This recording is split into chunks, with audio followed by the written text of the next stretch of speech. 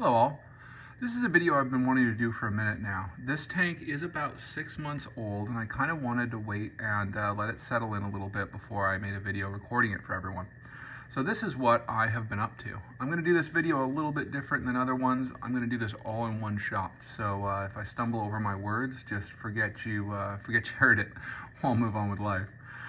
This is a tank that's mainly dedicated to LPS and soft corals. We're going to take a look at the coral real quick, and then we're going to go through the equipment, and I'm going to show you what I upgraded from. Speaking of which, so this tank is a 25-gallon Waterbox Peninsula, and you notice those are generally speaking all-in-one tanks. This one is not. You can see it's got a ghost overflow here. By the way, that's a little phone charger you can see right up at the top, right there. That's magnetic. The phone just pops right on there. It's pretty slick. And this black panel comes out. It's just mounted by magnets. So that's how I get to that LG cleaner or the other side of it. People have asked about that. Anyways, it's mainly LPS and softy, which brings me to the point, if you're interested in SPS, make sure to subscribe. I've got probably about another 8 months of data on the time lapse for my 135-gallon SPS tank. So if you don't want to miss that, make sure to like and subscribe this video and it'll alert you when the next one comes out. This tank was an upgrade from this guy. This is my 10-gallon that was sitting here beside my bed before. And this was a great tank, but as you can see, it got a little overgrown and maintaining it was just a complete nightmare. It was an all-in-one tank and there just wasn't room for my probes, for the apex. There wasn't room for my refugium. There wasn't room for a good skimmer. Just nothing was easy to work on or maintain. And therefore, I really didn't. The tank did very well, but I was constantly fighting some major issue. And so when I upgraded, I wanted to make sure I went with something that was a lot easier to take care of. So you can see I've got pretty awesome Acan garden down here, Blastomusa. I love these guys. Some bird's nest, for whatever reason, in the SPS tank don't do well, but they thrive in here. This is the branching GSP. I'm hoping it starts to branch soon. I'm actually hoping, I have this clown who's right now down here, but that guy is usually right behind this overflow box, and I'm really hoping he migrates over to hosting in the GSP. I love that he's out and saying hello today. We have candy canes, various brains. This guy is just incredible. Micromusa. I guess they're not called Micromusa anymore, are they? But we've got Chalice up here. We have Octospawn, a big hammer collection. There's a frog spawn on the backside. Jack-o'-lantern Leptosarius. This Chalice is just incredible. Which I'm not even sure it's a Chalice, but that's what it was sold to me as, so I'm sticking with that. Trachophilia, this guy got his literal guts eaten out. The whole mouth got straight eaten out by a peppermint shrimp. And I was so irritated because this coral used to be so gigantic. Put him in another tank, got the peppermint shrimp out, brought him back, and now he's looking good. He's recovering well. His mouth is mostly grown back and he's eating again. So that's a big win. Gotta love a plate. This guy's cool. This guy looked ugly for the longest time in my higher light tank, and he's really starting to pop in here. I'm gonna come around and say hello to the puppy. He's a little irritated. I'm not paying attention to him. We have a nice big Chalice here. This guy's been growing with me for quite a while. Yes, hello. We've got, love these guys. Really neat color patterns. Goldmeister, Chalice. These maze brains are awesome. I can't wait for that guy to grow out. Never really had a bubble coral before, so couldn't have this tank without one. And then the nice thing about this tank is it's viewable from all sides. And without the big section in the back, I gained about another 4 inches to this tank. Gained about 4 inches without the filtration section. So that's nice. We've got some zoos over here. Elviapora, I think something along those lines. Recordia, surprisingly not doing as well as my filterless 3-gallon tank that I keep at work. This is a plate that was growing off of another plate and it simply hasn't detached yet. It's getting blown around by the flow a little bit, but it doesn't seem to mind. There goes the devil damsel. This guy is a fun fish for in here. He swims around all day and all night. I get to watch him under the moonlights non-stop. Got a frog spawn up here, digitata, better view of the candy cane. I love these Duncans. They just pop.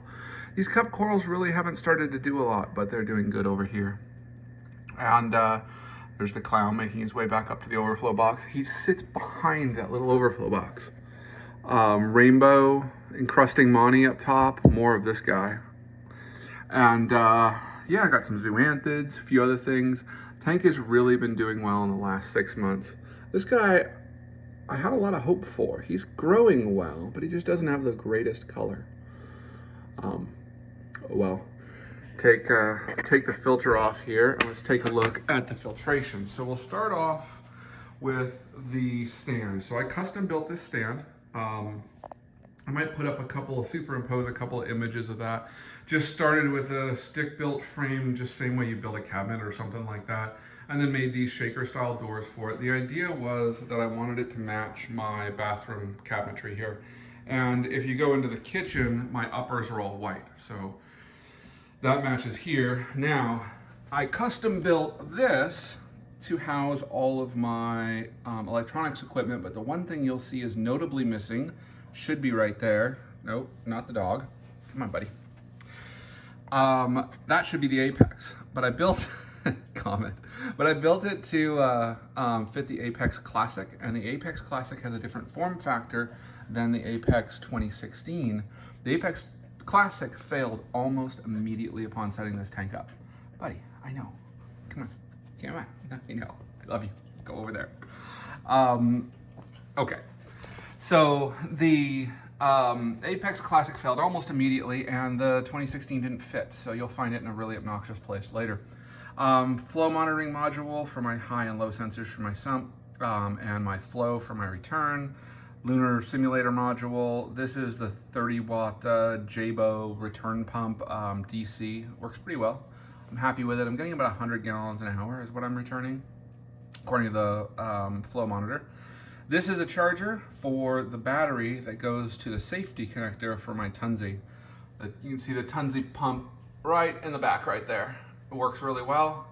And this guy makes sure that if the power goes out, I keep flow for a while. It'll last 2 days actually on the little gel cell battery I have, and that's the charger for it. This is not in use right now. That used to be the temperature probe for the Classic when I did not have a salinity probe, but the new 2016 has a salinity probe built in, so that module is no longer in use.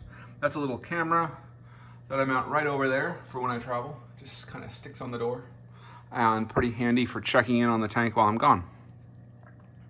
Oh, and the breakout box. That's really important. I use a lot of different float sensors on this tank, so we'll get to that in a second. So we close that up. Little drawer is handy for all my stuff. The fact that it's lit is also very handy. And then under here, where the lighting really comes in, so the idea here is that when the drawer comes out, I have a lot more room to work on stuff. So that gives me better clearance. You can see this skimmer here, it's a Bubble Magnus QQ, or I think the lid says new QQ. It was given to me, geez, about 7 years ago. And, you know, it works. So it works great. It's perfect for the size of the tank. So I've got it in there. So the sump design, you can see the water flows down right here. And that kind of just goes into a couple of filter socks here. I made these baffles just using 1/4 inch acrylic. This heater's new, actually. This tank hasn't been maintaining temperature in the winter, but I'll let the bedroom get pretty cold at night. So the flows right into here, into this filter, into this skimmer chamber, and then you can see this is a bubble trap, so it forces the water to flow down and under, where it goes past both heaters. There's the one you can see, and then there's one laying down in there. Shoot, the volume buttons on this phone stop the video, which is really obnoxious. Anyways, moving along, we have Live Rock here. I was doing that mainly to cycle it for another tank, but I haven't set up that other tank yet. And then in here, we have my salinity probe and the ORP probe. By the way, the temperature probe and pH probe are where the water flows into the sump over here. And speaking of sumps and filtration, I should talk about nutrients a little bit. This rock, I'm fairly certain came from a fish-only tank. I bought it just off of Craigslist. Went and picked it up, it was dry. And so it's high in phosphate. And when I first set this tank up, the phosphate was getting to like 0.5, which is really high. And I'm not talking about 0.05, I'm talking about 0.5. And so I used some lithium chloride and got it down. And right now it bounces between about 0.08 and 0.2. When it gets up to 0.2, I'll put a drop of lithium chloride in and it'll bring it down.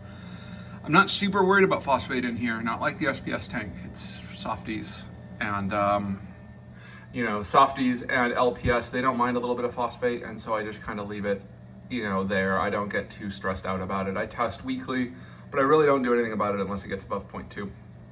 So, for top off, those little top off pumps that are really obnoxious when they come on, they go wah. I did not want that in the middle of the night. So I set this up so that this is a gravity drain, but you can see there's two float valves in there. I'll get to that in a second. So this gravity drains right into here. And you can see I've just got a little thing to keep it above the level of the sump. And this just kind of slowly drips all the time and keeps my level perfect. These optical sensors are to warn me in case there's a problem, by the way. Now, this only lasts about a day, which is not good enough. It probably lasts about 2 days, actually, before tripping that low level sensor. So what I've done is I have a little peristaltic pump up here, and that guy comes on at noon every day to fill this guy up. Works really, really well. And he fills from under the bed. You can see I've got a 5-gallon reservoir there and a 2.5-gallon reservoir there. That is about enough to last a month. So I only have to deal with it once a month, which is much better than every other day. Every other day is simply not going to work. I used to travel a great deal for work, and luckily I don't have to do that now, but it was a problem, and so I needed to have some kind of a way to top this off for quite an extended period of time. This here is a Drew's doser. It runs to dose the Tropic Marin All for Reef, that's the name of it. And that I just mix up and put in here. It's about enough to last the tank about 100 days. It's really a pretty big reservoir, and you can see the obnoxious place the apex now is. And then behind that in there, you can see my gel cell battery for my Tunzi. Works really well, nice and out of the way. And I test it every once in a while just to make sure it's still working. I do not use the newest power bar. Like I said, this was a classic before, and I didn't want to unmount all of this, so that's just sort of there. And there is not a ton of room when everything is closed up. You can see here. So it's really kind of custom built for what's in there, which has its advantages and its disadvantages. Right now it's really easy to work on, but if I had to make a major change to the system, like with this Apex, I might be regretting some of my decisions. Anyways, let's talk about lighting a little bit. So one of the disadvantages of this cabinet was I wanted a very, very low profile lid. I did not want a lid that was, 24 inches high or whatever. And I needed to have a lid on this because the moonlights run all night. And I did not want to be looking into a light when I'm laying in bed. That would be awful. So what the net result of all this was, in a low profile canopy, I was unable to use something like AI Prime, like I use on a lot of my other tanks, or the Hydra 32s or any of that stuff. It was just too focused. Tried a number of different lights, really hated them all, if I'm being honest. So what I ended up doing was using bare LEDs without optics on them and mounting them to a heat sink. And then I just sort of routed it out so that there's a fan that pulls air out of the canopy and keeps these cool. And this is 20 of them. They're run by they're 3-watt chips run by a little Meanwell power supply, LED driver or whatever. And it really works really well. To get the color right, what I did was I looked at the percentage of various colors in the in the XR15 blue. And I tried as best as I could with the smaller number of LEDs to mimic the various colors that they use. And the color spectrum really came out great. I absolutely love it. It's been pretty foolproof. These little supports are pretty neat too. You can just sort of put the lid at whatever height you want, and they just kind of hold it there. It's got a little screw in here for adjusting the tension if your lid is heavier. And then here, I don't know if you can see this. Yeah, you can.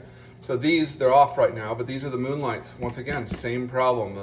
The LSM module that Neptune has works great if you've got a 24-inch canopy, but my issue was being this close to the water, those LEDs were simply too focused. And so I got these little, I think they're 1 watt or maybe half watt LEDs that are in the right spectrum for moonlights, and they work a treat. I love them. And then, once again, I used to travel a lot, so auto feeder was absolutely necessary. This is the Neptune one. It closes and seals when it's not in use, which I really like. This panel is magnet mount, so it easily comes out for working on it. And then I've got fans here to keep the aquarium cool. Honestly, I keep the house cool enough. They're really not necessary. They almost never come on, so. But the auto feeder runs every day at about noon, so the fish get a feeding then, and then I usually feed in the evening, so they get a small amount of food twice a day, which works out great. And that is kind of the tank. One thing that I do, that I encourage you to do, is take pictures of this tank as time goes on. And this is kind of an interesting look. So this is the tank from when it was first set up. Let me see if I can get a better reflectionless view of this. You know what I'm gonna do? I'm going to superimpose the real picture over this as I edit this video. So you'll get the digital version, but I keep them all in this book so I can look back at how the tank has matured. You can see this is May 3rd. And then here we're in the end of May 29th. You can see I've got some new stuff in there. This is 8/11, so the middle of August. This is September 19th, so kind of middle of September. You can see how much the tank has changed. Like I said, I'm going to superimpose over the digital version because I'm sure you can't see this very well, but this gives me a place to do it. This is now. So this was literally taken today, and that's where the tank sits. And it's a great way for me to look back and say, hey, is this coral actually growing? Is this coral actually dying? Is it losing color? Because sometimes your mind can trick you. Being able to look back at a flip book like this is really helpful.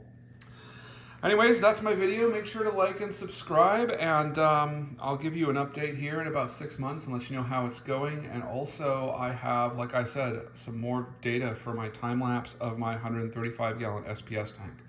So I will make sure to post that shortly, and like I said, subscribe, and you'll get a notification when you can see that time lapse up. Talk to you soon.